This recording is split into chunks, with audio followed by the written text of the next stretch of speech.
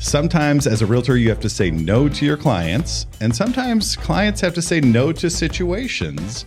So to hear our thoughts and more on saying no, stay tuned to this episode.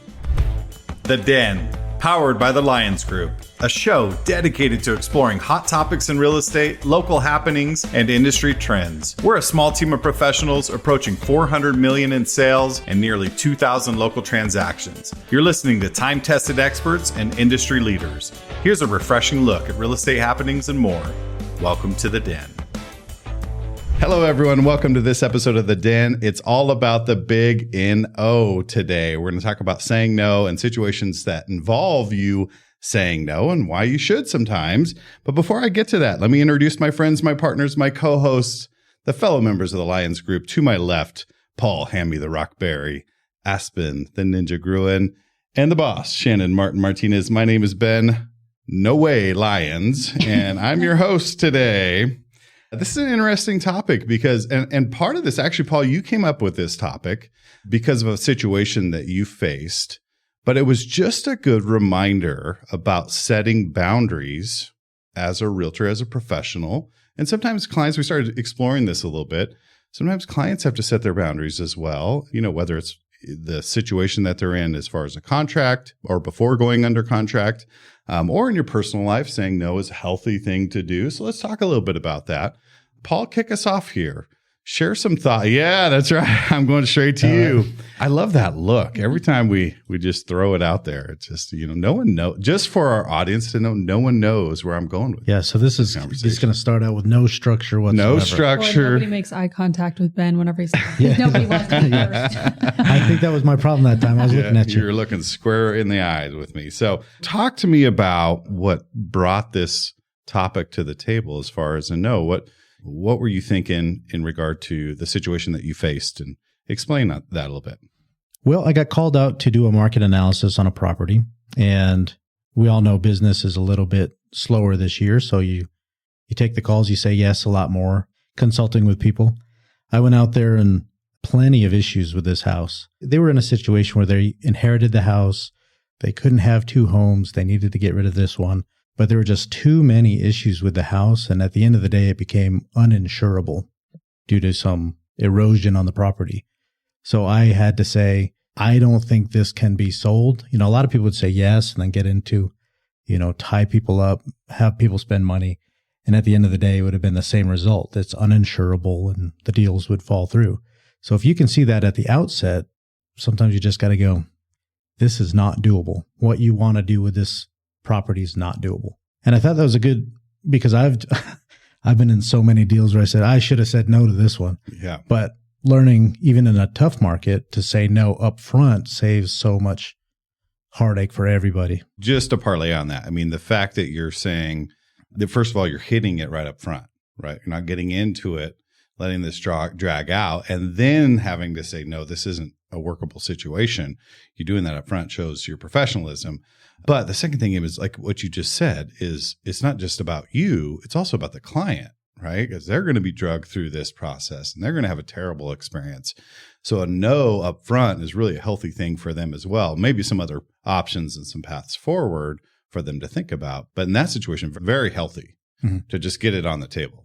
And so how do they respond to that? Well, they were very happy that I helped them out, that I was able to talk them through it, thank me for doing it, but were disappointed that they weren't going to be able to sell it. Sure. Understood. You know, and I think, you know, saying no is not necessarily no way, I don't want to help you, but maybe you got to think about these other options and give them all their options up front, because the process that I can provide for them wouldn't work. Yeah.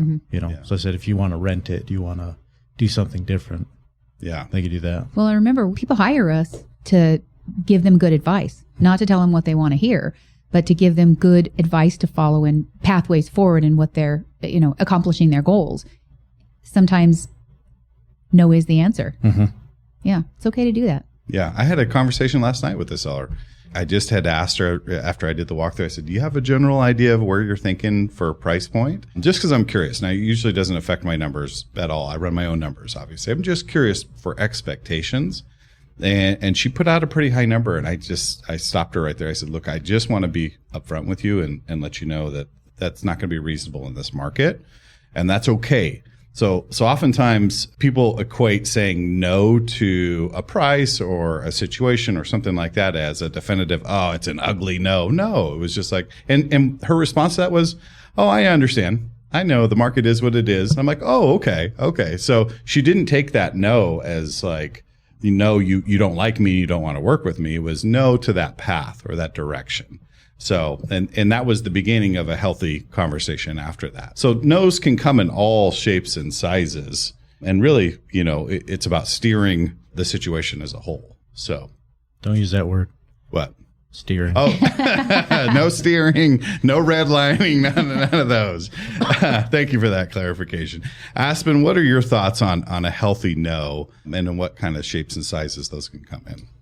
I can think of 2 times that I said no. Both were houses in Aztec, and both were houses that I actually really wanted to list, and they wanted to work with me, and they weren't shopping around either. I had told, I believe one, I think I said you can sell it around $360, and then the other one was a similar price, like under $400, and both of them wanted to list in like the $700,000. Yeah, not even close. Not even close. Like at that point, it is what it is. And they said, well, I know someone that'll list it for that. And I said, I'm in the business of selling houses, not listing houses. So if you would like to go with that other person and try it out, I would encourage you to do so. If they think that they can get you that, you should go with them, because I'm not going to be able to get you that. One ended up not selling, and they pulled it off. It was listed for $700,000. And then the other one, they came down a decent bit. I think it was maybe like $460 or something. I can't remember, but it ended up selling, but for $1,000 more than what I said. Yeah. and it was on the market forever. And and a whole bunch of heartache and headache in between. I do agree with, like, if Paul thinks he can get $700,000 for a home and I think I can get $350, if he actually thinks he can do that, then you should go with him. Then run with it. Yeah. But if you're just telling someone a high price to get the listing, I don't think that's very ethical. And I'm like you, I do like to know what range that they're in, but it doesn't change my numbers at all. And if they want to go a little bit higher, sure, that's fine, but not anything hundreds of thousands over. Yeah, because ultimately as realtors, we put our name on this. This is a kind of a product of ours in the sense of, when we get done with the marketing and it goes to market and all that jazz, we're representing this property. If you're consistently representing something that's completely out of whack with the market, you kind of get a reputation in that way. So it is healthy. It's kind of like trimming your nails. It's a healthy thing to do, to not, get yourself in a pickle there, and to not be known as the person that over promises and under delivers. I think here at the Lyons Group, I think I can speak for everybody on this, we have a very good approach in regard to under promising and over delivering, which is a healthy way to do it. You talked before about managing expectations, and that's a big part of it. But just saying yes to everything as a professional doesn't always behoove you, right? Because it's another listing. Like you said, you're in the business of selling homes, not listing homes. And we've known realtors that have gone that route before, and it hasn't worked to their strategy. But from a client's perspective, right, sometimes you get into negotiations, and we have very amiable, wonderful clients most of the time. When is it healthy for them to say no? Shannon, what are your thoughts on that? I think anytime they feel like they're uncomfortable or they feel like they just can't do what's being asked of them, I think that it's really important to be verbal about that and be honest about that, because sometimes people can be a little bit overwhelmed. It's a lot of money. There's a lot on the line. Everybody, the other side is expecting things. Your broker is expecting things. Maybe your spouse. There's a lot of people that have expectations in this deal. I think sometimes people get to where they feel like, well, I had to make that decision. I actually have one really good example of this. Years ago, I had a customer, repeat customer. We've done numerous deals together, and she is a wonderful lady. Bless her heart. She just made a huge mistake. She was pretty desperate to sell a property, and we got a real estate contract offer on it. I talked to her in depth about it, discussing, making sure, we were getting enough in our interest rate, in our price, in our down payment, in everything, so we could amortize out properly. We get over almost to closing, and the title company calls me and says, something's going to have to change here because she's going to be negatively amortizing in a couple of years. I came back and I said, why did you not understand what your interest rate was or where we were at in this? She said, no, she said, I really have to sell it. She said, I really have to sell it. I'll do anything that I have to do to sell it. So she said, if I have to come up with a payment every month, which she did, she ended up, her buyer was making a payment and she was making a payment to escrow to make it close. Oh, wow. And I explained to her, I said, look, actually the interest rate they came in with was pretty reasonable, but a little bit, generous. Mm-hmm. And on her side, I said, if you would have told me that, we could have just asked maybe 0.5% more. And if we could have, be honest, Sure. sometimes it's desperation or it's pressure that will do that. But if you're uncomfortable with something, speak up. There's a way. Yeah. And if we couldn't have found a way around it and she had told me then, that would have been fine. We could still close it that way, Sure. but you should never feel backed in a corner because you made decisions feeling pressure, Yeah. Definitely say no when you need to say no. Well, another time too is to say when you don't understand what's going on. Like we can explain things a bunch of times, and sometimes you just are not understanding what's happening. And then when you're asked to make a decision and you go, I don't even know what we're talking about. So you're like forced to make a decision. That's when customers should say no, slow everything down, ask the right questions, get the answers that they're comfortable with before they move forward. Yeah. Absolutely. Excellent point. In fact, that just brought back some memories of a deal that I had where I explained owner finance, over and over. And I could see that they kind of glossed over a little bit. It was kind of a complicated deal, and I was trying to break it down. And finally, they were just like, yeah, sure, whatever. And then we got into it, and they were like, I didn't realize it. And I'm like, we sat and talked about all of this stuff. So to your point, like if you are a client and you're going through something, do not be afraid to say, no, I do not understand this. I do not want to move forward because I do not understand this. Explain it to me again. And even if it takes a sixth time going through it, there may be something that breaks loose and you go, oh, I get it. I understand. You do not want to say yes and get into something and go, I didn't realize that, because then you've signed a contract. Then you're in it. You're on the slide going down the hill. So it's a little too late to try to pump the brakes, which is, a bad situation to be in. Other thoughts on a personal level of saying no. This podcast is not just about real estate and clients and things, but on a personal level, give me some thoughts on saying no, establishing parameters in your life that are healthy. Aspen, you want to take that one? I don't let people yell at me.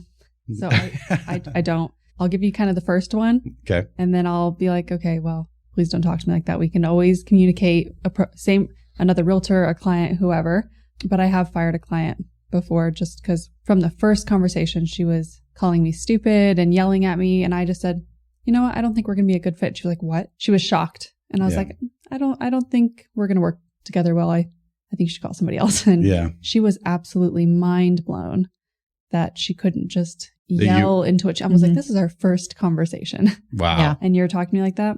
Yeah. It's not worth it. It's never worth it. It's always going to be more heartache. It's going to be a fight the whole time. Maybe you do everything you can and they get everything that they want and they're still not going to be happy with you. I don't want those kind of clients. Yeah. No. And that doesn't get any easier, right? Mm-hmm. So that's happening on the first conversation. What's And that's not- happening when things exactly. get tough? And that's not the hard conversations. You can be upset at me. You can be frustrated at me. You can be frustrated at the situation. That's normal. It's all business. It's not personal. Mm-hmm. I tend to not take things too personal when it comes to work. I'm not going to yell at you. You can't yell at me. And especially because I don't think a lot of the time they're yelling at us. It's just the situation as a whole. Or I've noticed certain realtors too, either they've been in the business a really long time or they're brand new. And I think they have to fight for their clients and they're really aggressive. And you have to set your boundaries with people like that as well, I think. Yeah. Yeah. They're still learning how to traverse those conversations in hard situations, and they don't know how to react to things. You know, it comes out in the form of being aggressive or yelling or raising their voice. I mean, Paul almost punched me in the eye this morning. How went the other way around? Oh, was it? Wait. You're starting stuff today. Bopping you in the eyeball. And I think from a personal level, I want to talk a little bit about that, because when I first got into the business, and whether you're a realtor or, you know, whatever capacity you're in, we have a tendency to say yes all the time. I mean, and when I got in the business, it was, Shannon, you remember this years ago. You want to be on Civitan? Yes. You want to be in the Red Coat Ambassador? Yes. Leadership San Juan? Yes. I mean, I just yes all the way through, and I burn it at both ends. I mean, I really did. I joined every committee I could, every board, and not because I was just trying to get my name out there. It was just because people asked me to serve and asked me to do these things. And before long, I wasn't adding as much value to those committees or to those boards that I was on, versus just being a placeholder, because I was spread so thin.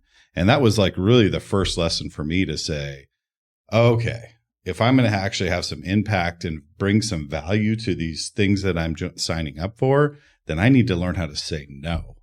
And I need to be pretty consistent with no, even though there's a compelling reason to say yes. And that was a healthy moment in my life. I transitioned to, oh man, wow, I can step back and take a deep breath. I'm not feeling so spread thin. I'm feeling healthier, right? And so I think, especially if you're listening to this, you could probably relate to that.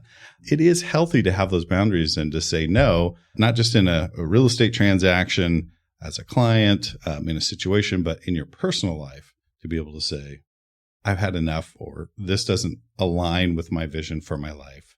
And that's okay, right? No, it's not necessarily a bad thing.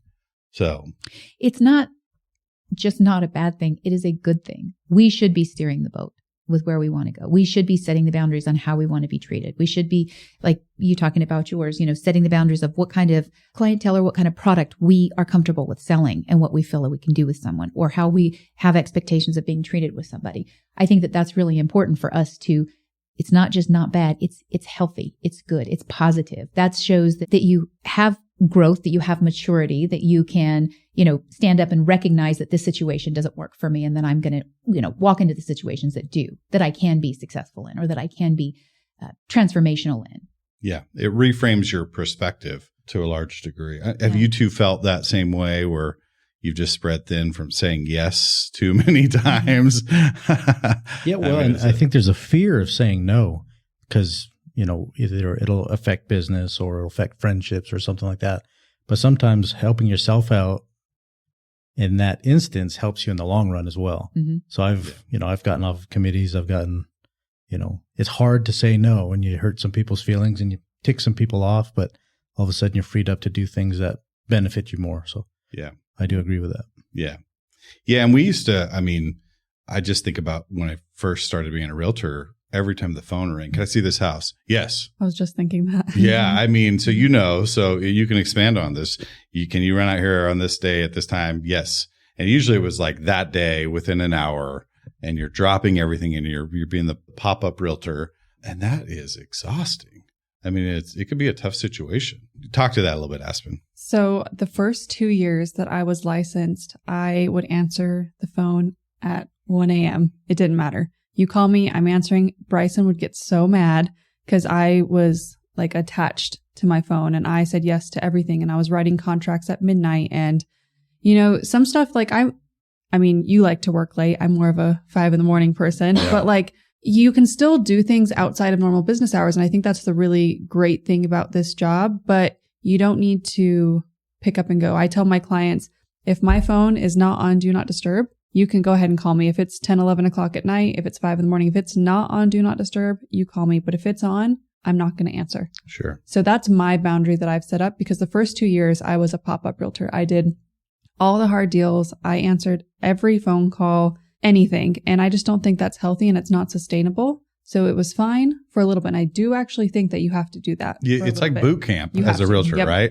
I've actually had that conversation with Ben about, I told him that I needed to take your lead. I said, I'm a little jealous that she's comfortable with, if I send you a text or something and I see that it's on a Do Not Disturb, like I'm kind of jealous of that. Like I need to learn how to do that. I almost have that FOMO, I'm always worried that as soon as I turn my phone off, somebody's going to call and, someone has died, or, there's a deal that, can't go on because I didn't answer the phone. We have to get that up. I need to work on that more. I really think you have found something golden in doing that. I have admired that. Yeah. I don't think it's anything, but I do set it up front, because sometimes it might be on till 9 a.m, or sometimes I even turn it on like on a Sunday afternoon for a few hours. It's on right now so we can do the podcast. Mm-hmm. So, but also I don't think anyone will say I'm not communicative. Like you can get a hold of me very easily. Mm-hmm. But I don't think you need to get a hold of me at midnight. Yeah. Right. Yeah. And I'm not going to be bing, bing, bing, all the time. If my phone is not on Do Not Disturb though, I'm picking it up and I will always call you back. And let's be realistic. I think that people have really ridiculous expectations. We're too accessible. Yeah. When it comes to realtors, you would never call your accountant at 9:30 at night and say, I just had this thought on my investment. What do you think? And if they didn't answer, we're going to go somewhere else. Mm-hmm. We wouldn't do that. We would never call our doctor. We would never call any professional that we work with ever and expect that. But for some reason, people expect it from us. Mm-hmm. And we've always accommodated. And I think that's why they expect it, because we've just always been there. Yeah. As an industry, we've always done it. Yeah. Yeah. And I mean, and there are businesses out there that my mother-in-law says, why don't you just shut down for a day? Like, and just not do anything. Like Sunday is a great example. There's a realtor in Durango that does not work on Sundays. Does not Nothing. work. Yeah. I think that people will mold and shape Mm-hmm. that to your schedule versus you molding and shape. And that's an advancement in mindset. It's a maturity thing when it comes to being a realtor. We all struggle with it. Well, when we were over at our last office, we were always there first. We were always there. Mm-hmm. We stayed later than anybody. We always answered our phones, all those things. We moved over here, and Ryan said to us, our qualifying broker said, I don't answer the phone after 6 unless I'm already working with you. And if it's on the weekend, I'll call you Monday. And I went, can you do that? Yeah. Yeah. Is that And no possible? one would say Ryan's not successful. He's Yeah. one of No, the top brokers. absolutely. Exactly. Yeah. And the crazy thing is, as soon as I started practicing that a little bit, everybody was cool It with got it. a little easier. Yeah. I call people back at 9 o'clock the next morning. It's not an unrealistic boundary to Right. set. Mm-mm. Yeah. Sometimes just hard to start. Yeah. It's hard to say no the first time. Yeah. Yeah. It's hard to do that. When you look at Chick-fil-A, Mhm. right? Most of the drive-throughs and stuff are open 7 days a week, some 24 hours a day. And they're like, we're going to be during this time. And they are probably one of the most successful, Absolutely. franchises out there. So it's okay to establish your boundaries. And if you are a realtor listening to this, take that next step, that evolution of thought, because it is healthy, because you want to provide. It's just kind of goes back to me serving on every committee. I could do the same thing with all my clients. I could spread myself so thin, but am I truly adding value to my clients? And I'm really giving them the best that I can. Saying no allows for you to do that. I just got 2 emails on Friday afternoon that I was put on 2 more committees at the state level. Yeah. And I told my wife, and she was like, I'm going to kill you. Yeah. Just call them and tell them no. I was like, I can't do it. Yeah. I can't. Yeah. Well, you may have to. These I were, wrote on those the are form to voluntold. sign up for committees this year. I wrote, take me off this Yeah. committee. Yeah. Yeah. Because I was like, because I knew I was going to have to be doing more with the president-elect stuff. And I was like, I am already spread Mhm. so thin. Mhm. Yeah. And I'm glad I did, because guess what I've been sitting in on? All the All the committees. committees, when yeah. other ones need help, you step up and you go into them. Mhm. So Yeah. if I was already on other ones, it'd be way too thin. That's also why I'm not committing to the state's things. because Yeah. it's I'm going to not get her here. there. I'm saying it right now. I'm going to get her there. All in due time. But I did the same thing as president. I went to every single committee meeting for an entire year. I don't know if it was productive. I don't know if it was better if I just had popped in and been consistent on popping in versus going to every single meeting. We had a great year. It was very cohesive, but boy, was I tapped at the end of that year. I was done. I was like, okay, I'm ready to hang up. I couldn't have served much more after that, but at that level anyways. Okay. So let's move on to the speed round. This is the question for the day. What is the biggest and most important no you may have to say? Aspen, I'm going to kick it off with you. I think anything that protects your mental and physical health, that's the biggest no you can say, because like you said, you can only say yes for so long before you bust. So Yeah. anything physical and mental, you have to learn to say no. I have to agree. I mean, I wish I had a better We agree. idea. Yeah. Yeah. I wish I had a better idea, but it's true. It's true. Know your boundaries. Know what you can handle. Know what you are okay with doing, whether it's saying no to a deal, whether it's saying no to terms if you're a buyer or seller, whether it's no to being asked to serve on something. Know when you need to say no, and don't be ashamed to stand up for yourself. I think that's important. Very important. Paul Berry. Well, I agree. Yeah. No, I think ethical situations, you have to stand for your principles. You can make a lot of money in this business at the expense of what you stand for is not worth it. Mm-mm. So for me, that would be the most important no I could say. Yeah. Yeah. Yep. And I would kind of blend those two. I think just to round us out, I think you make a wonderful point. Say no to anything that compromises your health, your mental health, your physical health, your well-being, but also saying no really dials in your moral compass. So to your point, saying no sometimes keeps you in alignment, oftentimes keeps you in alignment with your moral compass and makes you aware of that moral compass. We all have moral compasses, whether we know it or not. I just like to have mine a little more fine-tuned and know that's a definitive crossing my moral compass line. And saying no is healthy for that. So thank you for those thoughts. So we're coming to the end of this episode, and thank you for hanging in there and watching. If you like these videos and episodes, please subscribe and like our YouTube channel. We got a great YouTube channel. We got all kinds of content going up. Of course, go to the Lyons Group Facebook page and like and subscribe that, because we're pumping out information all the time. Sign up for our newsletter. We have a fantastic newsletter that kind of brings all these stats and these podcasts right to your door weekly. And we've got a great thing here. I love my partners. I love this group that we have, because we are on the leading edge. So if you want to be a part of that and get a competitive advantage in this market, go to our website, sjcbroker.com. Sign up for a consultation with any one of us. We'd be happy to sit down with you and discuss real estate and see how we can help you and give you an advantage in today's market. So thank you for listening to this episode of The Den, and we'll see you next time. Thank you for listening to The Den, powered by the Lyons Group. Hit the subscribe button to keep informed on real estate happenings. If you'd like to learn more about the Lyons Group, visit sjcbroker.com. Complex markets require complex strategies. The Lyons Group can give you a true advantage in any market. Whether you're buying or selling, residential or commercial, contact us directly at sjcbroker.com. We're time-tested experts with a client-first approach, and we'll see you next time in The Den.